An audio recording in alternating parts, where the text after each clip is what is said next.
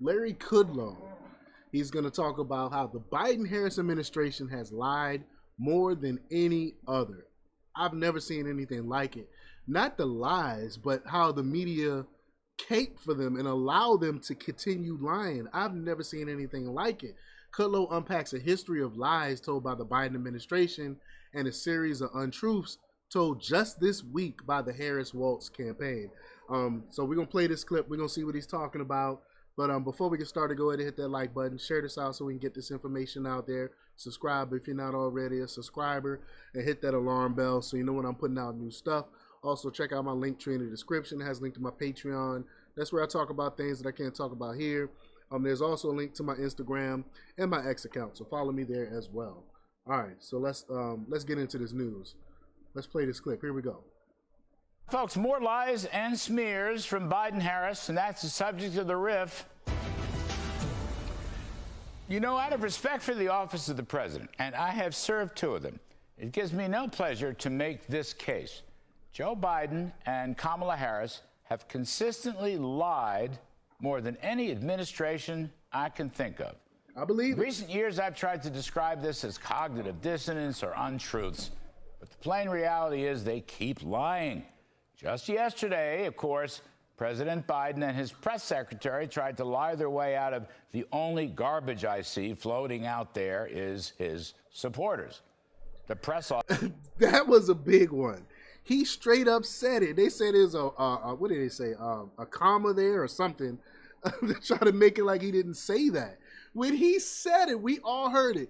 Even leftists, The View, when they played the video, the audience like gasped after he said it. So even they believed that he called Trump supporters garbage. And then they go and change the transcripts and lie about it. The media just cape. It's disgusting. Office tried to fudge it by, quote, sticking an apostrophe in the quote after the word supporters to suggest that he was only referring to a comedian rather than the 80 million something people who voted for Donald Trump. But you can't get away with that. No lies in the information age. Even the official White House stenographer immediately objected about the phony editing of the official transcript that will at some point make its way into the National Archive. The supervisor of stenographers called it a breach of protocol and spoliation of transcript integrity between the stenography and press offices. Wow.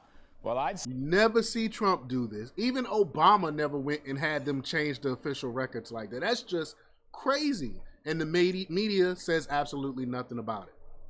Say it's basically a spoliation of Mr. Biden's integrity. There he goes again. The other big lie yesterday, of course, came from billionaire Kamala surrogate Mark Cuban saying, you never see Trump around strong, intelligent women ever. And I did a whole video on that, how he backtracked. He tried to backtrack and say, well, I didn't mean it that way and all this other stuff. And they never give Trump the benefit of the doubt. They always, but they want the benefit of the doubt when they say things. It's a stupid lie from Cuban. But so far, neither Biden nor Harris have disagreed with him, as far as I know. You know who does disagree with him? Sarah Sanders, who's going to be here in a minute, Susie Wiles, Kellyanne Conway, Kayleigh McEnany, Brooke Rollins, Mercy Schlapp, Linda McMahon, Elise Stefanik, Joni Ernst, Judith Pond Kudlow, and a whole endless list of strong and intelligent women working with Mr. Trump. It would be way too long for this riff. But let's move on to today's dismal jobs report, the worst in 3 years, where private sector jobs fell 102,000. The past 2 months revised down 112,000. Remember the prior evaporation of 818,000 jobs.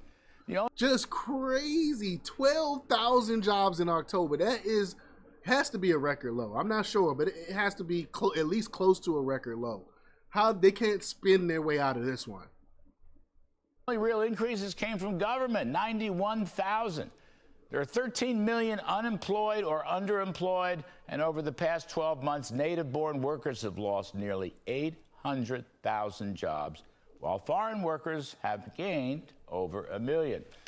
While manufacturing jobs continue to downturn, the ISM Manufacturing Index remains in recession. This all brings to mind another lie, that 16 million jobs were created during the Biden-Harris administration. No, they weren't. No. Kamala has repeated this 100 times, but it's not true. No. Taking out the COVID bounce-back jobs, they created 6.7 million, all right? Not 16 million. It's about the same as what Mr. Trump had pre-COVID. Related lie, they created 800,000 manufacturing jobs. But take out the bounce-back effect, it's only 93,000 manufacturing. By the way, way less than Trump's 414,000 jobs. In the information age, you can't lie about these numbers. Everybody has access to the same government statistics. And that brings to mind the lie that when Biden-Harris took over in 2021, they inherited a depression-like economy. False. Simply untrue. Trump gave them a V-shaped COVID recovery. In the third quarter of 2020, the economy rebounded by 35%, followed by 4.5% in Q4, 5.5% in 2021. Then Biden-Harris issued another lie that they inherited a major inflation rate. Completely untrue. Trump handed them over a 1.4% inflation rate, which they ran up to 9% and has averaged about 6% annually over their whole term. Over and over, Biden-Harris argued that they were reducing the federal budget deficit. They made this case again and again, but another lie, because budget deficits are running $2 trillion. As far as the eye can see, according to the CBO baseline. Again, why lie? Ordinary folks can dial up their computers and get the real numbers. No. Because they think we're stupid. They don't think we're going to go do our own due diligence and look at these numbers for ourselves. Problem. Then Biden-Harris lied about billionaires only paying an 8% tax rate. But they based this on a law to tax unrealized capital gains that was never passed by Congress. Besides the economy. Kamala keeps saying Trump would ban abortion nationwide. This is a lie. Trump has rejected this idea at every opportunity, saying it is best handled by the states. As per the recent Supreme Court decision. Then Kamala argued that Trump would restrict access to birth control and IVF. Also, complete lie. Trump has said it every campaign stop. Then there's the trash talk, desperation lies from Kamala. Trump is a fascist, he's Hitler, he's a racist, he was a Russian agent, he's bigoted, sexist, on and on and on. All when they have nothing, they attack your character. They use ad hominem attacks to attack you because that's all they got. They can never win a debate or an argument because we got facts on our side, so they have to go to ad hominem attacks. All this utter nonsense. You know, former Trump budget director and chief of staff Mick Mulvaney has written that all the time he spent with Trump, he never heard anything about Hitler.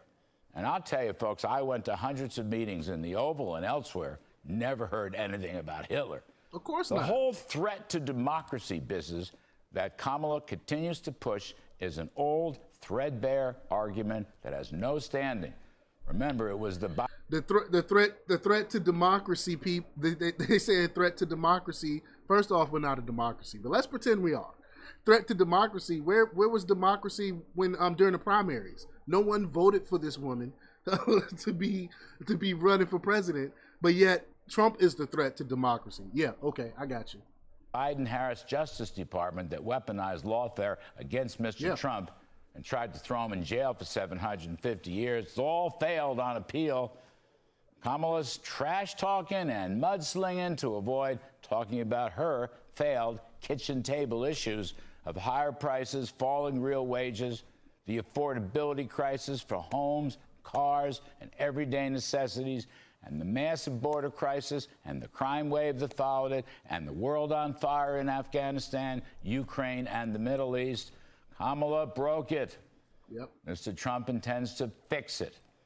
But you know, the gusher of lies from President Biden and Vice President Harris shows an enormous character defect that from day one has undermined their credibility and the trust of voters.